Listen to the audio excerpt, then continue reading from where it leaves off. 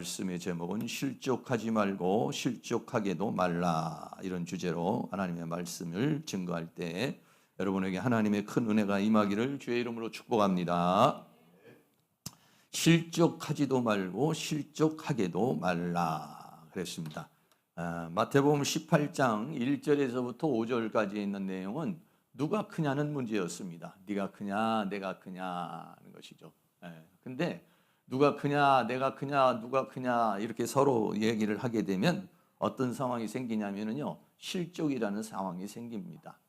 세베대의 두 아들인 야고보와 요한이, 그 어머니가 주님께 나가서 두 아들을 오른쪽과 왼쪽에 앉게 해달라라고 하니까 그 제자들이 화가 났죠.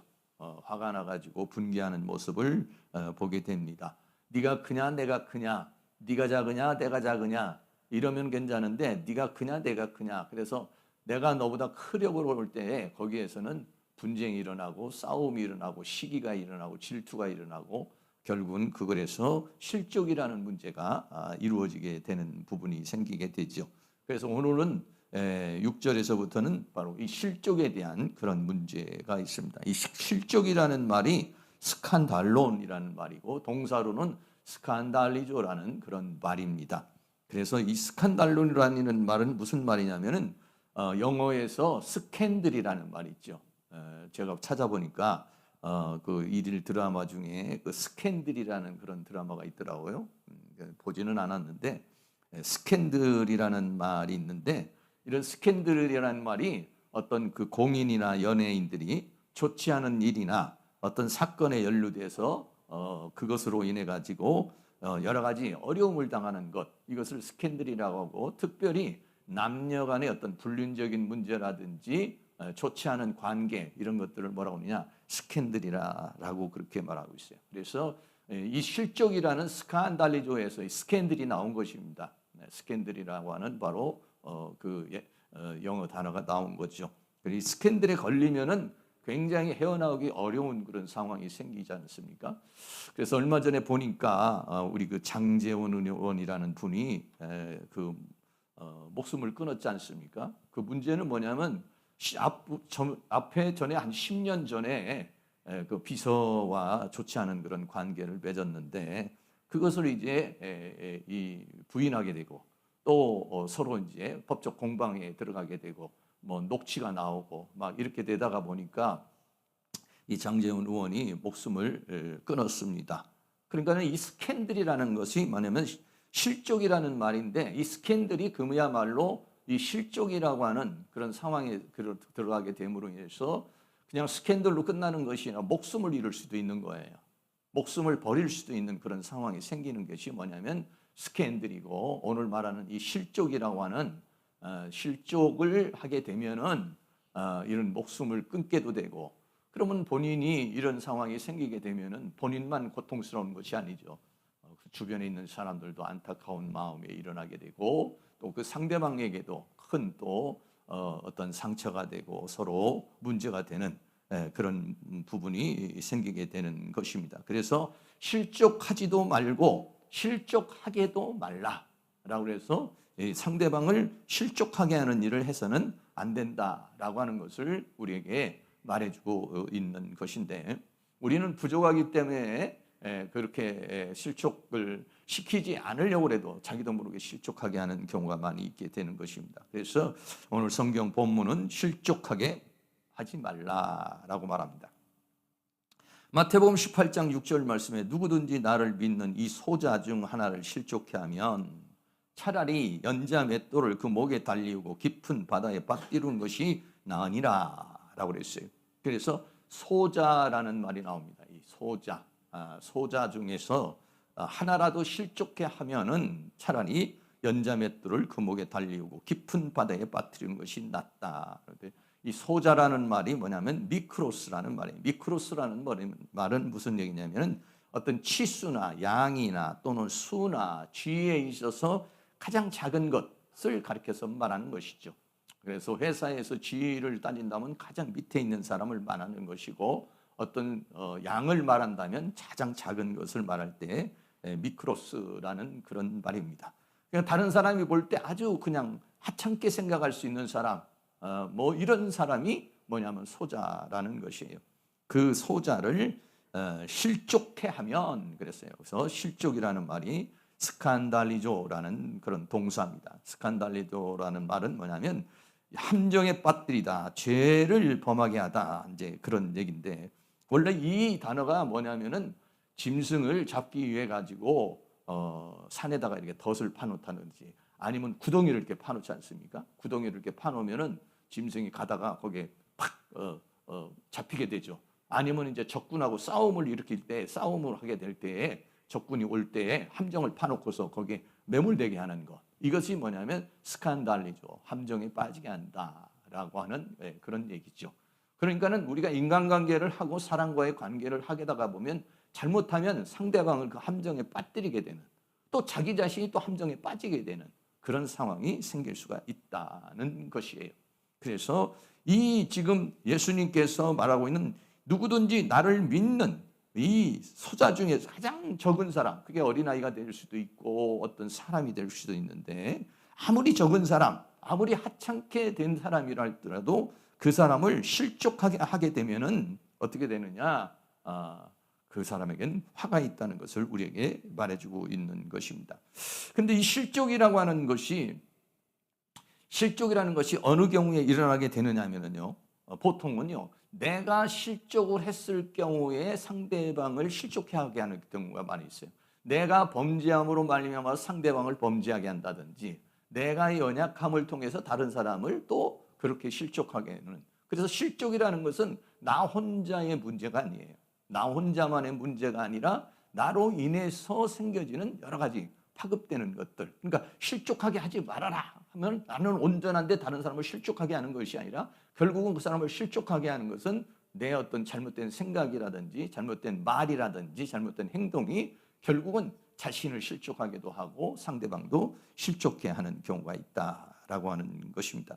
그래서 가정에서 남편이 실족을 하게 되면 아내도 고통스럽고 자녀들도 고통스럽게 되고, 또 그 가정에서 또 누군가 자녀가 하나가 또 실족하게 되면 그것으로 해서 온 가정이 다 또 문제가 될 수 있는 그런 경우가 생기게 되는 것을 보죠. 교회에서도 역시 마찬가지입니다. 누군가 한 사람이 큰 시험에 빠지거나 실족을 하거나 문제가 생기게 되면 그것이 그 사람으로만 끝나는 것이 아니라 다른 사람에게도 또 교회 전체에 그런 여파를 줄 수 있다라고 하는 것이죠. 그런데 우리들은 인생을 살아가는 가운데 자기도 모르는 가운데 다른 사람에게 상처를 주고 또 고통을 주고 또 슬픔을 주고 어려움을 주면서 우리가 살아가고 있어요. 그러면서도 다른 사람이 나는 뭐 그것으로 인해서 기분 나쁘다, 나 그것으로 인해서 상처받았다, 그것으로 인해서 나는 고통스러웠다 이래도 너 뭐 그거에 대해서 크게 관심 갖지 않고 오히려 상대방에게 마음을 강하게 담대하게 먹어야지 왜 실족하느냐고, 뭐 그런 말 가지고서 무슨 상처를 받느냐고, 이렇게 하게 되면은 그거는 이제 가중 처벌을 받습니다. 그래서요, 이 실족해 하는 것은요 하나님의 뜻이 아니다 그랬어요. 마태복음 18장 14절 같이 한번 있습니다. 이와 같이 소자 중에 하나라도 이루어지는 것은 하늘에 계신 너희 아버지의 뜻이 아니니라 라고 그렇게 말하고 있습니다. 하나님이 원하는 것은 어떤 조그마한 사람 또 하찮은 사람도 실족하게 되는 것은 하나님이 원하는 것이 아니다 라고 그렇게 말하고 있기 때문에, 어떤 사람이라도 내가 그 사람을 실족하게, 하다못해 자녀에게라도 실족하게 한다든지, 내가 볼 때 아주 뭐 이런 사람 별거 아닌 사람인데 뭐 이런 사람 뭐 좀 실족하고 이런 사람 상처받고 뭐 이런 사람 시험에 들면 어때, 이렇게 생각해서는 안 된다라고 하는 것을 우리에게 말해주고 있는 것입니다. 그래서 이렇게 실족하게 하면은 마태복음 18장 6절에 누구든지 나를 믿는 이 소자 중에 하나를 실족해 하면, 이 사람은 어떤 사람을 실족해 한다면 어떻게 표현을 하고 있느냐, 연자맷돌을 그 목에 달리우고 깊은 바다에 빠뜨리는 것이 나으니라. 그러니까 실족하게 하는 것은 어떤 것이냐면 그 사람의 목에 연자맷돌을 매게 해가지고 바다에 빠뜨리는 것과 같은 것이다라고 하는 것을 우리에게 말해주고 있어요. 그러니까는 아까 같은 경우도 보면은 어떻습니까? 어떤 사람은, 장재원 의원 같은 사람은 그 실족함으로 인해 가지고 자기의 인생을 완전히 망쳐버리는 그런 상황에 이르게 되는 경우잖아요. 그런 사람들도 뭐 공부를 못한 사람입니까? 뭐 지위가 없는 사람입니까? 아니면은 뭐 돈이 없는 사람이에요? 그런 거 다 갖춘 사람인데도 그 하나 때문에, 그 한 가지 때문에 그 자신의 인생을 완전히 망쳐버리는 그런 상황이 이르게 된다는 것을 우리에게 말해주고 있어요. 그래서 실족하지도 말고 실족해서도 안 된다는 것을 우리에게 말해주고 있어요. 그 연자맷돌을 그 목에 달리우고 깊은 바다에 빠뜨리우는 것은요, 로마 시대 당시에 형벌로 사용했던 것 중에 하나인 것입니다. 로마의 형벌 중에서 부모를 거역하고 죽이거나 도덕적인 큰 문란을 일으키는 사람은요, 이런 사람은요, 연자맷돌을 목에 매달아가지고 바다에 빠뜨렸어요. 근데 뭐 그거 별것 아니지 않느냐 이렇게 생각하지만 사람은 그렇지 않아요. 사람은요, 죽음을 당하고도 죽음 이후에라도요, 어떤 그 시체라도 갖다가 무덤에 안치하고 싶은 것이 인간의 마음이에요. 그래서 만약에 해상에서 만약에 사람이 죽게 되어서 바다에 빠지면은 뭐 온 경찰이 다 출동을 해가지고 그 시신을 찾으려고 그러잖아요. 왜? 사람은 죽었어도 그 시신이라도 갖다가 장례를 치르려고 그러는 거잖아요. 근데 이거는 이 형벌은 뭐냐면 시신 자체를 찾지 못하게 만드는 거예요. 네. 시신 자체도 찾지 못하게 하는 것이기 때문에 아주 그 중벌 중에서 큰 중벌이 되는 것이다라고 하는 것이죠. 그러니까 내가 어떤 사람을 실족하게 하면은 그런 정도의 그 사람에게 그런 형벌을 가하는 것 같은 그런 상황이 될 수 있다라고 하는 사실을 우리에게 말해주고 있어요. 그런 경우에 저는 많이 봤어요. 그런 경우가 어떤 사람이 무엇으로 인해서 실족당하고 무엇으로 인해서 상대방의 상처를 받음으로 인해서 평생 가슴앓이를 앓고 평생 고통 속에서 살아가는 경우가 많이 있죠. 뭐 그런 것들이 저도 그런 것들이 좀 있었고 그런 것들이 다 있어요. 그래서 이 연자맷돌이라는 거 그림이 하나가 있는데요. 연자맷돌이라는 것이 그냥 이렇게 우리가 생각하는 조그만한 그런 맷돌이 아니에요. 이게 연자맷돌이라는 건 뭐냐면 이게 사람이 돌리는 그런 뭐 이런 것들이 아니라 짐승이 끄는 것을 연자맷돌이라고 그러는 거예요. 왜 그러면 뭐 좀 가벼운 것 같으면 사람이 빠져나올 수도 있으니까 아주 연자맷돌은 아주 그냥 사람보다도 더 무거운 거지 그러니까. 네. 그런 것을 목에 달려가지고 그래가지고 집어 던져버리는 거예요 바다에. 그러게 되면 어떻게 합니까? 완전히 그 사람을 더 이상 구원할 수 없는 그런 상황에 완전히 멸망의 상태에 들어가게 하는 것, 이것이 뭐냐면 연자맷돌을 목에 달려서 빠뜨리우는 것과 같은 것이다라는 것이에요. 우리가 살아가다가 보면은요, 자기도 모르는 사이에 그렇게 할 수 있다는 거예요. 예. 부주의로 그렇게 할 수도 있고 또는 일부러라도 그렇게 상대방을 실족하게 하는 경우가 많이 있다는 것이죠. 그런데 이 실족하게 되면 어떻게 하느냐? 화가 있다 이랬어요. 마태복음 18장 7절 말씀에 실족하는 일들이 있음을 인하여 세상에 화가 있도다 그랬어요. 실족해 하는 일이 없을 수는 없으나 왜? 인간 자체가 불완전한 존재이기 때문에 나도 모르는 사이에 말로 다른 경우를 실족하게 하고 행동으로 실족하게 하는 일들이 많이 있다는, 상대방을 기분 나쁘게 하고 상대방에 상처를 주고 상대방을 힘들게 하는 그런 일들을 나도 모르는 사이에 한다 이게. 그러나 실족해 하는 일로 인해서 세상에 화가 있다 이렇게 말했어요. 실족해 하는 일로 인해서 세상에 화가 있다. 그러니까 그 실족해 하는 그 한 사람으로 인해서 가정으로 번질 수 있고 더 나아가서는 사회로 번질 수가 있는 것이죠.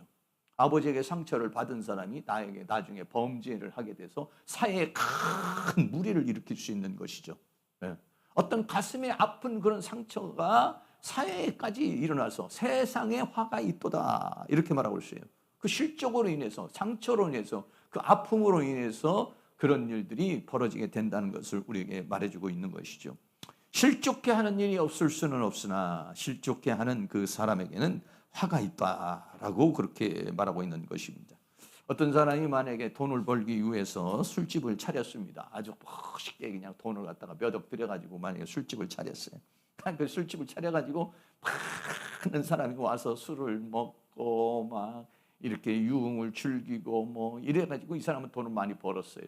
그런데 그것으로 인해 가지고 그 술로 인해서 어떤 사람의 정신을 망가뜨릴 수도 있고 또 어떤 경우에는요 가정을 파탄시킬 수도 있고 또 그걸로 인해 가지고요 자녀가 알코올 중독자가 아버지가 알코올 중독자가 된다든지 엄마가 알코올 중독자가 되게 되면은요 자녀가 비관을 하게 되고 또 가정이 풍지박산이 날 수도 있는 그런 상황이 생길 수 있는 것이죠.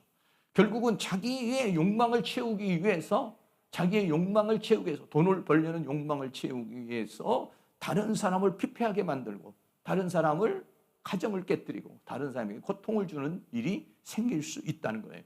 만약에 그렇게 하는 사람에게는 어떻게 되느냐? 화가 있다. 하나님의 심판과 하나님의 형벌이 있게 된다는 것을 우리에게 말해주고 있는 것입니다. 그렇기 때문에 우리는 다른 사람을 실족하지 않게 하려고 노력을 해야 되겠고, 또 그런 일이 없도록 우리들이 주의해야 된다는 것을 말해주고 있습니다. 마태복음 23장에 보면은요, 바리새인과 서기관들이 나오는데 계속 예수님께서 화 있을진저 해가지고 저주를 한 사람들이 있죠. 그 중에서 하나를 보면은 마태복음 23장 13절 같이 한번 있습니다. 화 있을진저 외식하는 서기관들과 바리새인들이여, 너희는 천국문을 사람들 앞에서 닫고 너희도 들어가지 않고 들어가려 하는 자도 들어가지 못하게 하는도다. 아멘. 자기도 들어가지 못하고 들어가려는 사람도 못 들어가게 하고, 그러니까 나도 실족하고 다른 사람도 실족하게 하고, 근데 그 실족 정도가 정말 상처 정도, 좀 상처를 받는다든지 좀 고통을 받는다는 정도가 아니라 어떻게 하면 지옥불에 집어던지는, 천국문을 들어가지 못하도록 하는 실족, 이런 것도 어떻게 합니까? 지옥의 멸망의 길로 가게 하는 그런 짓을 하고 있다는 거예요. 그런 사람들은 어떠냐? 화 있을진저, 이렇게 말했어요. 이 화는 뭐냐면 하나님의 저주, 재앙, 심판, 형벌, 이런 것들을 가리켜서 말하고 있는 것이죠. 그래서 다른 사람을 이렇게 실족해 하는 그런 사람에게는 화가 있을 것이다 라고 그렇게 말씀하고 있는 것입니다. 그래서요, 두 번째는요, 실족해 하는 손이나 발을 찍어내 버리라, 이렇게 말했어요. 자기 자신을 실족해 하거나 상대방을 실족해 하는 것이, 네 손이 만약에, 네 손이 너를 실족해 한다면 찍어내 버려라. 네 발이 만약에 실족해 한다면 네 발을 잘라버려라. 아주 강력하게, 엄중하게 그렇게 이야기를 하고 있죠. 마태복음 18장 8절 말씀입니다. 만일 내 손이나 내 발이 너를 범죄케 하거든 찍어내 버리라. 불구자나 절뚝발이로 영생에 들어가는 것이 두 손과 두 발을 가지고 영원한 불에 던지우는 것보다 나으니라 라고 그렇게 말하고 있습니다. 여러분 생각해 보세요. 내 손 잘라버려요. 내 발을 자른다는 것이, 그는 뭐 있을 수 없는 얘기죠. 뭐 이게 뭐 의학적으로 뭐 어디 손이 썩어 들어갔다든지 그 손에 무슨 문제가 있어서 이거를 자르지 않으면은 뭐 온몸이 다 문제가 생길 수 있습니다. 그것이 계속해서 뭐 번져서 더 뭐 파급 효과가 일어나기 때문에 잘라야 됩니다. 그럴 때도 얼마나 고민을 많이 하겠어요. 우리가 아는 대로 준호 같은 경우도 보면 다리를 자를 때 얼마나 그 마음이 그 고통스럽겠습니까? 네? 그러나 그걸 자르지 않으면은 그 썩어 괴사가 들어오는데 위에까지 다 번져서 결국은 놔두면 어떻게 됩니까? 온몸이 다 괴사돼서 죽는 거예요. 그러니까 어떻게 됩니까? 살기 위해서는 어떻게 하냐? 이거를 찍어내 버리는 거죠. 살기 위해서는 이걸 잘라내 버리는 거예요. 그런 것과 마찬가지다라고 하는 것이죠. 어떤 것이 나를 실족해 한다고 하면 그걸 내가 찍어내지 않으면, 그걸 내가 잘라내지 않으면 결국은 어떻게 됐습니까? 조금 전에 말했던 돌아가신 분 죄송하지만 우리 장지훈 의원 같은 경우도 자기의 어떤 범죄, 자기의 어떤 실수, 이걸 잘라내지 못하니까 결국은 온몸이 다 온몸을 다 버려야 되는 그런 상황까지 이르게 되는 모습을 우리가 보게 되는 것이죠. 그런 경우가요, 오늘날 이 세상에서 굉장히 많습니다. 수없이 많은 사람들이 어떤 한 가지 잘못 때문에, 어떤 한 가지 문제 때문에 그걸 잘라내지 못하고, 그걸 제거하지 못하고, 그거를 해결하지 못함으로 인해서 자신의 인생을 완전히 망치게 되는 그런 경우가 우리에게서 많이 있다. 그런데 내 손이나 내 발이 너를 범죄케 한다면, 이 범죄케 한다는 말이 스칸달리죠. 범죄케 한다는 말이면 실족하게 한다면, 이렇게 하는 거예요. 네 손이나 내 발이 너를 범죄케 한다면, 너를 실족하게 한다면 어떻게 하느냐? 그것을 잘라내야 된다라고 그렇게 말했어요. 찍어내야 된다 그랬어요. 찍는다는 말이 에크코프터라는 그런 말이에요. 에크코프터라는 말은 잘라내다. 나무로 말하면은요, 나무가 이렇게 있으면은 가지를 쳐버린다든지, 아니면은요 그 나무들을 갖다가 잘라낸다든지 이런 거예요.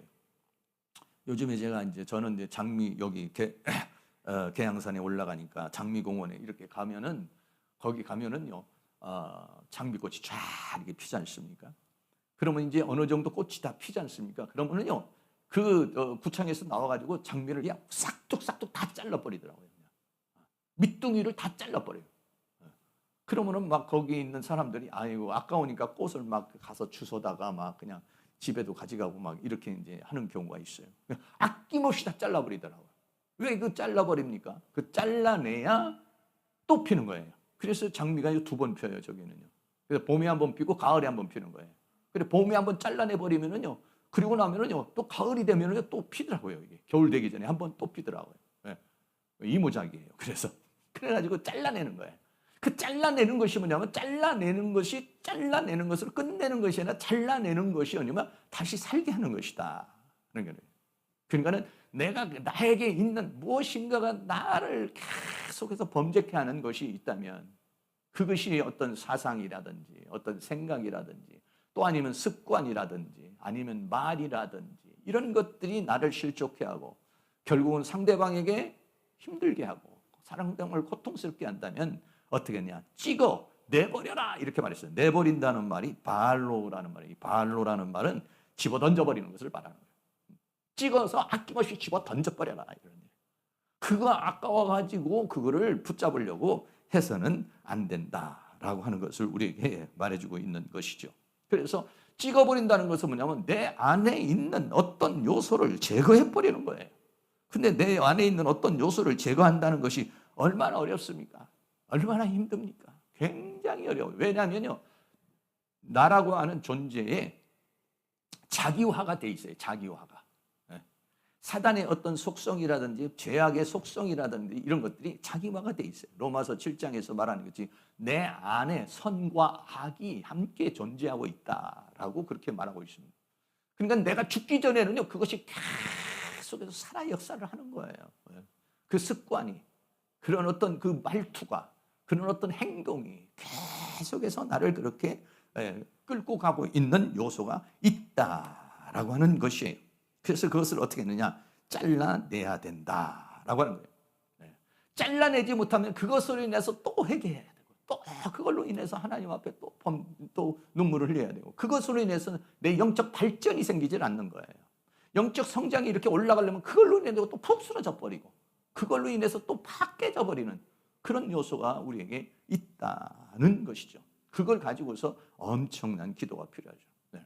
각 개인에게 다 그런 것도 있습니다. 저도 그런 게 있었고 저도 그런 게 있어서 뭐 몇십 년을 갖다가 씨름해가지고 잘라낸 것도 있고 어떤 것들은 좀 쉽게 잘라내지는 것도 있어요. 그런데 아주 뿌리 깊게 아주 그냥 가문에서부터 흘러내려와가지고 우리 뭐 조상 대대로 이렇게 흘러내려온 것들은요 굉장히 뿌리가 깊어요. 아주. 왜? 유전자화돼 있어요. 유전자화.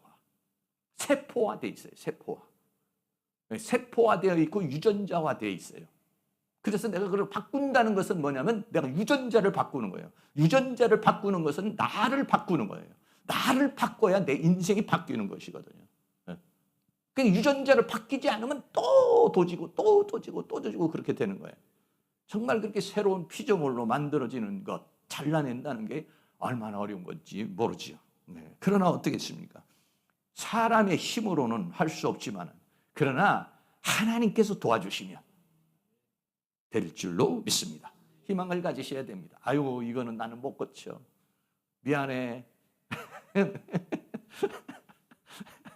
나는 이건 안 돼. 못해. 이렇게 말하지 마시고 나는 못하죠. 나는 못해. 나는 안 고쳐져. 이상하게 안 고쳐져. 안 되는 거야. 왜? 유전인자화되어 있기 때문에 그렇습니다. 자기화되어 있기 때문에 그래요. 그것이 기질이에요. 타고난 기질이에요. 타고난 성격이에요. 타고난 체질이에요. 어려워요. 그런데 그거를 바꾸시는 분이 하나님이시다. 왜? 하나님은 창조주이시기 때문에 그렇습니다. 하나님은 창조주이기 때문에 그게 가능한데 왜 그걸 가능하다고 그랬어요? 하나님의 말씀은 살았고 운동력이 있어 좌우의 날선 검보다 예리하여 혼과 영과 관절과 골수를 찔러 쪼갠다는 것이 뭐냐면 그 안에 박혀있는 사탄이 심어놓은 감정과 생각과 사상과 습관을 잘라낸다는 거예요. 그러니까 이게 가능하다. 저는 그런 것들을 많이 체험했습니다. 그런 것들을 많이 체험했기 때문에 이건 정말 잘 안 잘라지고 이건 참 잘 안 고쳐지고 이러면 전 포기하지는 않습니다. 하나님 고쳐주세요. 하나님 잘라내주세요. 그런데 그게 참 안 돼요. 굉장히 힘들어요. 그런데 그게 왜 그러냐면요. 우리의 영혼 몸속에 다 들어와 있기 때문에 육체에도 들어와 있고 정신에도 들어와 있고 영으로도 들어와 있어요. 그러려면 이것들을 갖다 완전히 우리가 거기서 벗어나려면요. 영도 떠나가야 되고 정신도 떠나가야 되고요. 이 몸에서도 떠나가야 돼요. 이게 다 돼야 돼요. 그러지 않으면은 내 생각에서는 떠나갔는데 영이 역사하면 또 잡히는 거예요. 영은 떠나갔는데 내 생각이 안 떠나가면 또 잡히는 거예요. 영은 떠나고 정신은 떠나가도 내 몸이 또 안 떠나가면 이게 또 문제가 되는 거예요. 그때 우리는 육신을 입고 있는 우리들이 완벽하게 거기에서 벗어난다는 것이 쉽지는 않을 거예요. 쉽지는 않지만은, 그러나 쉽지는 않지만은 내가 통제할 수 있는 수준까지 갈 수 있어야 된다. 네. 내가 완벽하게 잘라내지를 못할지라도 그런 것들이 나에게 감정으로 다가올 때 내가 그걸 잘라낼 수 있는, 이겨낼 수 있는 그런 은혜까지, 그런 능력까지 가야 될 줄로 믿습니다. 그것도 하나님이 힘을 주셔야 돼요. 믿음을 주셔야, 능력을 주셔야 됩니다. 그러면은요, 될 수 있어요. 여기 계신 모든 분들, 아유, 목사님 죄송해요. 나는 원래 성격이 그래요. 우리 아버지도 그랬고 우리 할머니도 그랬어요. 이해하세요. 우리 가정은요 다 그래요. 그럴지라도 아이고 제가 이제 지금 나이가 뭐 70이 넘었어요. 이대로 살때 그냥 죽게 놔두세요. 그러지 마시고 여러분들이 기도하시면 잘라내지게 되는 은혜가 있게 될 줄로 믿습니다. 그게요, 잘라내지면, 이게 안 잘라졌을 때는 그것이 나를 실적으로 끌고 가는 요소가 되지만, 잘라내면 뭐가 되느냐? 하나님의 축복의 통로가 되는 거예요. 그것이 하나님의 칭찬의 통로가 되는 거예요. 은혜의 통로가 되는 거예요. 사탄이 들락들락해서 나를 실족하게 했던 것인데 그 통로가 사탄의 통로가 되지 않고 은혜의 통로가 되는 것이고, 그런 은혜가 있기를 주의 이름으로 축원합니다. 여러분 요즘에도 뭐 미얀마에도 뭐냐 지진이 나가지고 막 사람이 다치고 뭐 그런 상황에 이렇게 있는 모습을 보잖아요. 막 장비로 뭐 이렇게 해서 많은데, 혹시 만약에 거기에 있는 사람이 만약에 건물에 끼어가지고 다리가 만약에 끼어가지고요, 만약에 그 살아날 수 없는 상황이라면 어떻게 됩니까? 다리 잘라야죠. 다리라도 잘라서 사람을 살려야 되겠죠. 그러니까 우리는 어떤 상황, 그렇게 지금 성경은 우리에게 이야기를 하고 있는 것이다 라고 하는 것입니다. 나를 실족하게 하는 것이 있다면 그게 손이라 할지라도, 그게 팔이라 할지라도 그걸 어떻게 하느냐? 찍어내 버려라. 찍어내 버려라 라고 그렇게 말하고 있어요. 찍어내 버리면 나도 살고 너도 살고 우리가 다 삽니다. 그런 은혜가 지금도 여러분이 기도하고 있는 어떤 부분들이 찍어내지 못하고 처리되지 않은 그런 분들이 찍어내지고 처리될 수 있는 은혜가 있기를 주의 이름으로 축복합니다.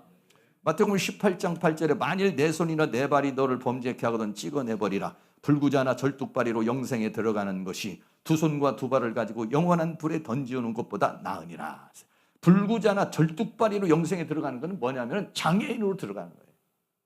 그런 것이 두 손과 두 발을 가지고서 정상적인 그런 모습으로 들어가는 것보다 훨씬 낫다. 두 손과 두 발을 가지고 또 아니면 영원한 불에 던지우는 것.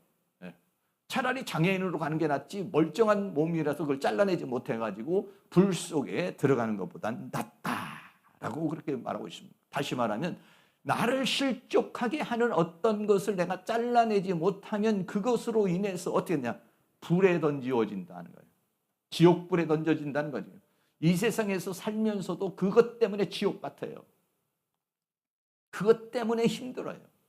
그런데 그것으로 인해서 내 인생이 완전히 망쳐지게 되는 불 속에 들어갈 수 있다는 거예요. 여기서 말하는 불은 뭡니까? 지옥불을 가리켜서 말하고 있는 것이죠. 내가 그거를 잘라내지 못하면 지옥불에 들어간다. 잘라내는 아픔이냐?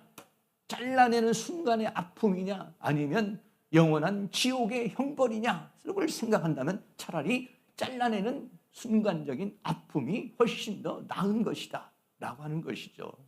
그래서 지옥불이라는 말이 나오는데 마가복음 9장 48절 49절에 보면 거기는 구더기도 죽지 않고 불도 꺼지지 아니하니라. 사람마다 불로써 소금 치듯함을 받으리라. 만약에 네 손을 잘라내지 못하고 네 발을 잘라내지 못하면 네가 지옥불에 들어갈 것인데, 지옥불에 들어가면 내 온몸이 다 불로써 소금 치듯함을 받을 것이다 라고 그렇게 말하고 있어요. 또 계시록 21장 8절은 같이 한번 있습니다. 그러나 두려워하는 자들과 믿지 아니하는 자들과 흉악한 자들과 살인자들과 행음자들과 술객들과 우상 숭배자들과 모든 거짓말하는 자들은 불과 유황으로 타는 못에 참여하느니 이것이 둘째 사망이라 라고 했어요. 여기서 말하는 두려워하는 감정, 믿지 않는 그 생각 또는 흉악한 자, 이게 범죄죠. 살인자, 사람을 죽이는 것, 행음자, 음란한 것을 말하는 것이죠. 술객들, 그 다른 영에 사로잡혀서 이제 그 점을 치고 하는 것들, 우상을 숭배하는 자, 이런 것들을 내가 잘라내지 못하면, 어떻게 됩니까? 불과 유황으로 타는 못에 참여하게 된다는 것이죠. 이런 요소들이 있어요. 우리들 안에도 그런 요소들이 있는 것입니다. 이런 요소를 잘라낸 사람은 지옥보를 편하지만 이런 요소를 잘라내지 못하는 사람은 그것으로 인해서 불과 유황으로 타는 못에 참여하게 될 것이다 라고 그렇게 말하고 있는 것이죠. 그러므로 우리에게 있어 나를 실족해 하는 그런 것들, 나를 멸망으로 끌고 가는 것들, 나를 불행으로 끌고 가는 것들, 나를 가난으로 끌고 가는 것들, 이런 모든 것들을 오늘 밤에도 붙잡고 잘라낼 수 있는 그런 은혜가 있기를 주의 이름으로 축원합니다. 언제 그게 잘라질지 몰라요. 저도요, 한순간에 딱 잘라져 버리더라고요. 와, 정말 내가 막 해방을 했어요. 막 대한민국 만세가 아니라 내 인생의 만세. 왜냐하면 그게 예를 들어서 말하면 남자들이 담배를 못 끊고 맨날 그렇게 힘들게 하다가 딱 끊어져 버려. 그 끊어지는 것도 그냥 끊어집니까? 하나님이 한순간에 다 끊어져 버리게 만들잖아요. 그랬을 때 얼마나 거기에 해방되는지 몰라요. 여기도 보면은 그 담배에 매여가지고 그냥 여자나 남자나 들어와서 쪼그리고 앉아서 그 담배 피고 있는 것을 보면은 아이고, 담배 저 종로로 타고 자기 딴에는 굉장히 폼나게 이렇게 피고 있지만은 여자들이 그러잖아요. 여자들이 그냥 폼나게 이렇게 담배 피고 있지만 우리가 볼 때는 그냥 담배 종로로 해가지고 거기에 지금 질질 끌려가가지고 있는 불쌍한 사람. 옛날에는 그냥 뭐 떳떳하게 다녔지만 요즘에는 담배 피려고 어디가 구석으로 가요. 그런데도 그걸 못 끊는 거잖아요. 그런데 거기서 딱 해방돼 보세요. 그럼 얼마나 자유롭습니까? 네? 얼마나 자유로워요. 담배 피우는 사람들 교회에 올라오면, 집사님이 담배 피우면 교회에 올라오면 양치질을 10번은 해야 돼요. 왜? 냄새가 나니까. 네. 그리고 밥 먹고 나면 또 담배 피우고 싶어서 또 밖에 나가. 그러면 그거 못 끊고 거기에 사로잡히는 거죠. 그게 종로로 타는 거예요. 그런데 그거에서 딱 이겨내봐요. 얼마나 자유가. 나 자유 얻었네. 너 자유 얻었네. 이렇게 되는 것이죠. 마태복음 18장 9절에 만일에 내 눈이 너를 범죄케 하거든. 조금 전에는 이제 발이었는데 여기는 눈이죠. 발은 그래도 좀 자르기가 쉬울 것 같은데 눈은 이건 좀 더 어려운 거예요. 만일에 내 눈이 너를 범죄케 하거든 빼어내버려라. 한 눈으로 영생에 들어가는 것이 두 눈을 가지고 지옥불에 던지는 것보다 나으니라 라고 그랬어요. 여러분 그런 때가 없는지 모르겠어요. 정말 그냥 눈을 팍 빼버렸으면 좋겠다. 그냥 막 보는 것마다 시험이 들 수도 있고 보는 것도 뭐 갖고 싶고 이 눈으로 보는 걸로 인해서 보는 걸로 범죄하는 것들이 얼마나 많이 있습니까? 우리의 욕망을 막 자극시키는 것들, 우리의 욕심을 자극시키는 것들이 수없이 많이 있잖아요. 그래서 차라리 그냥 봉사로 살았으면 좋겠다. 안 보고 살았으면 좋겠다. 그런 경우도 있고, 저는요 이렇게 하다가 만약에 이렇게 시험 들 만한 것이 있으면 차라리 눈을 감고 아니면 고개를 푹 숙이고 간다든지 그렇게도 해봤어요. 그렇게도 해봤는데 그 쉬운 일이 아니죠. 그 눈으로 들어오는 범죄, 그거를 빼내버려라. 한 눈을 가지고서 영생에 들어가는 것보다 두 눈을 가지고 지옥불에 던지오는 것보다 낫다라고 했어요. 빼어낸다는 말이 엑사 이레오라는 말이에요. 이 엑사 이레오라는 말은 조금 더 강하게 말하면 뜯어버리는 거예요. 눈을 뜯어버리는 거예요. 눈을 잡아 빼버리는 거예요. 그냥.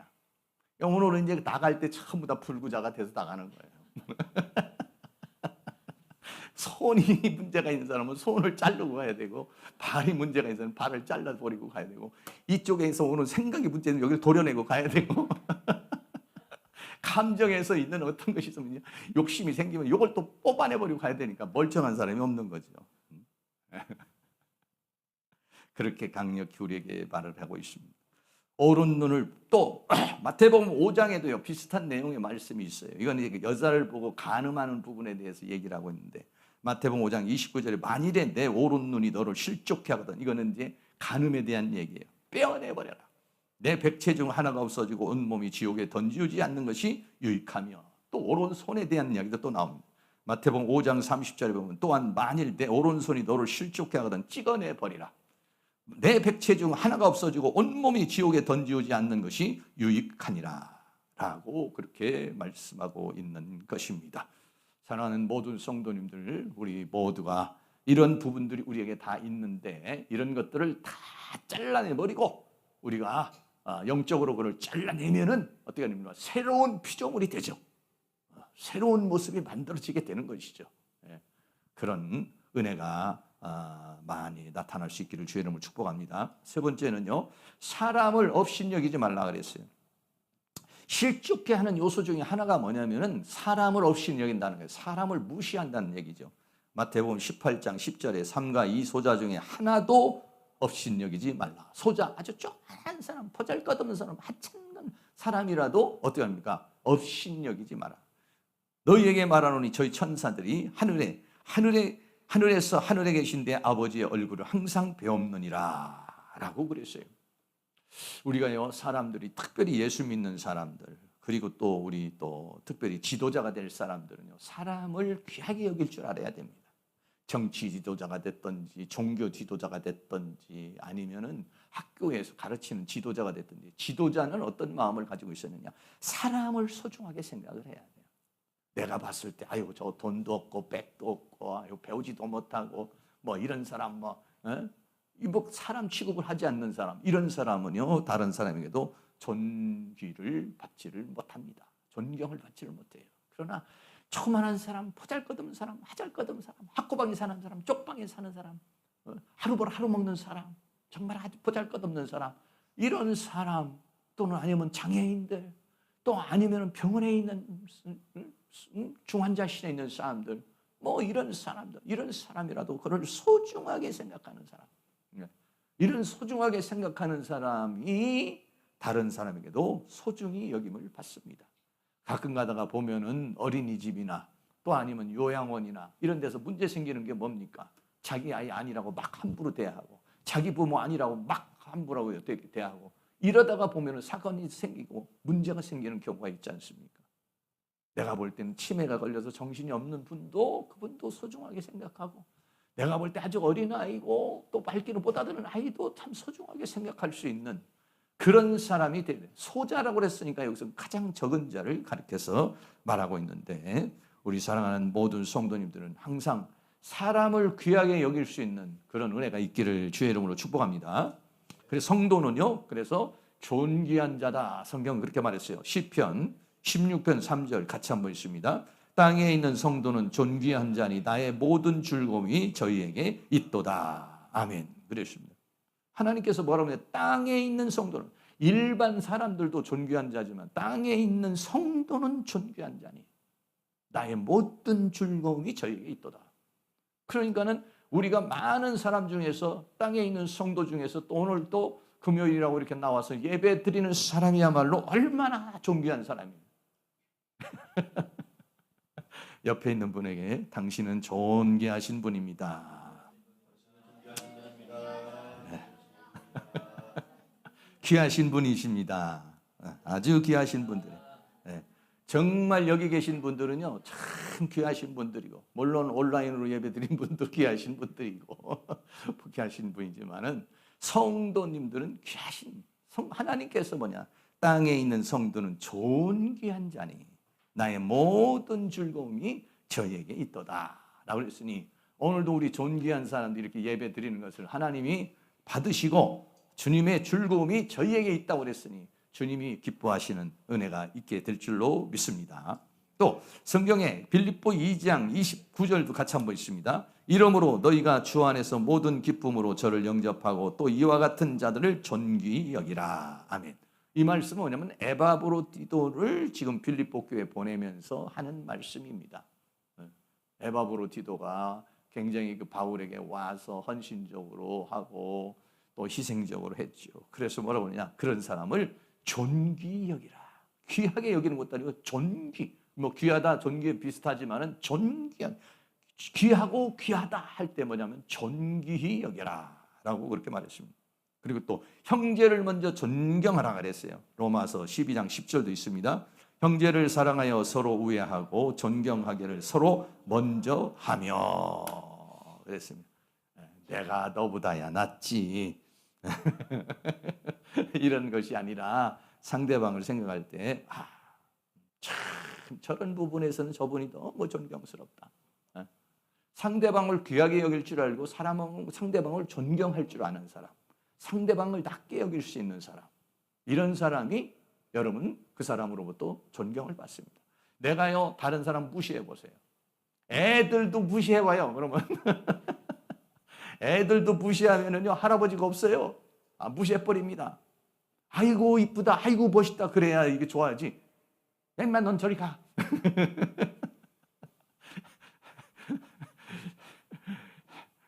지금이야 이제 어린아이들이 굉장히 대우를 받고 가정에서 보면은요 옛날에는 가정의 주인이 누구냐면은 가장이에요. 가장이 들어와야 밥을 먹습니다. 가장 안 들어오는데 밥 먹었다가는요 큰일 납니다. 아버지 들어와야지. 다 이제 아버지 들어와야 밥상을 해놓고 혹시 아버지가 좀 뭐 늦는다 그러면 아버지 밥은 어디다 놔야 돼요? 아랫목에다가 잘 모셔놔야 됩니다. 전기밥통이 없는 시대니까. 그리고 아버지 건 따로 다 반찬이고 만들어 놓아야 돼요. 요즘에는 어떻습니까? 애들이 먼저 먹어야 돼요. 옛날에는 어른 먼저 고기도 어른 거 좋은 걸로 밥도 좋은 쌀로 먼저 어른이 먼저 먹고 애들이 아니에요. 옛날에는요 애들을 보는 애새끼들이라고 그랬어요. 그런 것도 있잖아. 애들은 가라가. 그러니까 오죽했으면 우리나라에서 방정환 선생이 어린이날을 만들었겠어요. 애들은 취급을 안 했어요. 우리는 장유유서라는 그 유교 사상에 있어서 어른이 먼저예요. 아이들은요 물건 취급했습니다. 자녀는요 물건 취급했어요. 부모가 죽으라면 죽는 거예요. 그래서 저도 잘할 때는 우리 아버지가 누가 이렇게 와서 뭐 어쩌고 이렇게 한다든지 그러면 아니면은 또 이제 무슨 뭐 좋은 뭐 고기가 있다든지 그러면은 저는 낄 수가 없어요. 애들은 가. 항상 하대를 했지 막 그렇게 요즘 같으면 아이고 우리 아이가요 뭐 어쩌고 저쩌고 뭐 애를 이렇게 높여주죠 지금 요즘에는. 근데 옛날에는 그렇게 하지 않았어요. 귀하게 여기지 않습니다. 그래서 어떻게 했습니까? 방정환 선생이 아이들을 어린이날을 만들어서 아이들을 소중하게 생각하자 귀하게. 요즘에는 뭐 그냥 뭐 아이들이 천국 같은 그런 세상을 살고 있죠. 어린 아이도 내가 존중을 해줘야 됩니다. 존중을 해주면 얘야 애기야 그럼 나 애기 아니에요. 당장 대든 얘기 나의 철수인데요. 이렇게 얘기를 하죠. 존경을 해야 상대방을 존경해야 또 존경을 받는다 그랬어요. 또 아내를 귀하게 여기라 그랬어요. 베드로전서 3장 7절 같이 있습니다. 남편 된 자들아 이와 같이 지식을 따라 너희 아내와 동거하고 저는 더 연약한 그릇이요 또 생명의 은혜를 유업으로 함께 받을 자로 알아. 귀히 여기라. 이는 너희 기도가 막히지 아니하게 하려 함이라. 라고 그렇게 말했습니다. 그렇다고 해서 뭐 남편 된 자가 아내를 귀하라고 했으니까 남자들에게만 준 얘기가 아니고 거꾸로 말하면 여자 아내 된 자들도 남편을 귀하게 여기고 서로 귀하게 여기면 귀한 분들 되는 거예요. 그래서 서로 천하게 여기면 천한 가정이 되는 것이죠. 둘 다 보잘것없는 사람이 되는 거예요. 소중한 사람, 나하고 같이 평생을 함께 해야 될 사람, 소중한 사람, 나와 함께 하는 그런 성도님들 소중한 사람, 사람을 소중하게 생각할 수 있는 사람, 이 사람이 하나님이 원하는 사람이다 라고 그렇게 말했어요. 마태복음 18장 10절에서는 삼가 이 소자 중에 하나도 없이 여기지 말라. 너희에게 말하노니 저희 천사들이 하늘에 계신 내 아버지의 얼굴을 항상 배움느니라. 아무리 보잘것없는 사람도 그 사람에게는 수호 천사가 있다는 거예요. 그 천사가 하나님을 뵙는다는 것은 이 사람에 대한 어떤 보고를 할 수도 있는 거고 이 사람에 대한 어떤 하나님과의 관계에 연결을 해주는 것이 뭐냐면 이 천사의 역할이라는 거예요. 그러니까 천사 아무리 보잘것없는 사람이라도 저희 천사들이 하늘에 계신 내 아버지의 얼굴을 항상 배움느니라. 그렇게 귀중한 존재다 이런 얘기예요. 그렇게 소중한 존재라는 것을 우리에게 말해주고 있죠. 천사가 나오는데 천사에 대해서 히브리서 1장 14절 같이 한번 있습니다. 모든 천사들은 부리는 영으로서 구원을 얻을 후사들을 위하여 섬기라고 보내심이 아니뇨. 부리는 영이보다는 섬기는 영인데 섬기는 영으로 섬기라고 아무리 보잘것없는 천사, 사람이라도 천사를 보냈다. 성경에 보면 그런 사람 나오죠. 누가 나옵니까? 부자와 나사로에서 보면 나사로는 어떤 사람입니까? 돈도 없고 몸도 아프고 부자의 집에서 맨날 허른 대를 핥으면서 걔가 핥을 정도의 그런 삶을 살았고, 부자가 먹다 남은 빵석이라도 그거라도 주워 먹으면서 살았던 사람 아니에요. 그런데 어떻게 죽으니까 천사가 받들어서, 그 영혼이 소중한 존재, 그 부자가 볼 때는 아주 눈에 들어오지도 않는 존재고, 부자에게 한 번도 눈길을 받아볼 수 없는 사람이었어요. 그렇게 천한 사람이에요. 보잘것없는 사람이에요. 그런데 그 사람이 죽을 때는 어떻게 했습니까? 천사가 그 영혼을 받들어서 하나님께로 데려갔다라고 그렇게 말하고 있는 것이죠. 그게 소중한 사람. 그리고 부자의 문제는 뭐냐면요, 그 사람을 소중히 생각하지 않았다는 거예요. 그 가난한 사람, 그 거지를 소중하게 생각하지 않았다는 것이죠. 그런 놓고 나중에 가가지고는 하나님 앞에 가서는 나사로에게 물 한 방울을 떠게 해달라 이렇게 말하지 않습니까? 네가 저 땅에 있을 때는 저 나사로는 불쌍히 여김을 땅에 있을 때는 하나님으로부터 국류를 얻지 못했고, 그리고 너는 그 하나님의 그런 모든 것들을 주었는데도 불구하고 그 나사로를 어떻게 했습니까? 한 번도 돌보지 않았기 때문에 그 나사로로부터 부자도 도움을 받을 수가 없게 된 그런 모습을 보게 됩니다. 천사에 대한 말씀이 하나 더 있는데, 시편 34편 7절도 같이 한번 있습니다. 여호와의 사자가 주를 경외하는 자를 둘러진치고 저희를 건지시는 도다라고 그렇게 말했습니다. 여호와의 사자, 여기서 말하는 여호와의 사자는 천사를 말하는 것이죠. 누구를? 주를 경외하는 자를 어떻게냐? 천사들이 둘러진치고 저희를 건지시는 도다. 이곳에도 지금도 주의 천사가 우리의 예배를 돕고 우리의 기도를 돕고 하나님께 영광을 돌리고 있는 줄로 믿습니다. 여기 계신 모든 분들은 다 소중하신 분이에요. 여기 계신 분만 소중한 것이 아니라 누구나가 다 사람을 소중히 여길 수 있는 사람, 사람을 귀하게 여길 수 있는 사람, 사람을 소중하게 여기지 않고 업신 여기기 때문에 상대방을 실족시킨다는 거예요. 상대방을 실족시키는 것 해서는 안 될 일인 것을 우리는 깊이 인식을 해야 되는 것입니다. 결론입니다. 첫째는 실족하지 말라. 실족하게 하지 말라 그랬습니다. 또 만약에 자기 자신을 실족하게 하거나 상대방을 실족하게 하는 것이 있으면 찍어내 버려라. 그리고 사람을 업신여기지 말라라고 그렇게 말하셨습니다. 제가 알기로는 그 장제원 의원 같은 경우도 그 관계를 맺은 비서가 사과를 요구했던 것 같은데, 정확하게는 저도 잘 모르겠습니다만은, 그랬을 때 그 사람을 소중하게 생각하고 그 인생을 소중하게 생각하고 잘 달래주고 어떻게 되냐? 용서를 빌어야 되는 것입니다. 감싸줘야 됩니다. 왜? 내가 볼 때는 하찮은 사람이라도 그 사람의 한 인생이고 그 사람의 상처가 된 거예요. 그 사람은 엄청난 고통 속에서 살아왔다는 것이죠. 야, 10년이나 지난 일을 가지고서 이제 와가지고 그래? 아니요. 10년이라도 평생을 가도 그 사람은 그 응어리 속에서 사람이 살아가는 것이에요. 그럼 어떻게 그를 사실은 감싸줄 용기가 없었던 것이죠. 우리는 이 세상에 살다 보면 자기도 모르는 사이에 실족을 시켜요. 나도 실족하고 실족도 시켜요. 어떻게 해야 됩니까? 상대방이 나한테 난 당신 때문에 굉장히 괴로웠어. 난 당신 때문에 굉장히 힘들었어. 그럼 어떻게 합니까? 뭐 그런 거 가지고 그래? 라고 하면 안 돼요. 그러면 어떻게 해야 돼? 가중 처벌된다고 그랬지 내가. 그러지 말고 어떻게 되느냐? 미안하게 됐다. 한번 연습. 우리 옆에 있는 분에게 죄송합니다. 미안합니다. 용서해 주세요. 여기서도 안 하면은 안 하는 거예요. 집에 가서도 안 해요. 여기서도 연습해서도 안 되면은 집에 가서 연습이 되나요? 안 됩니다.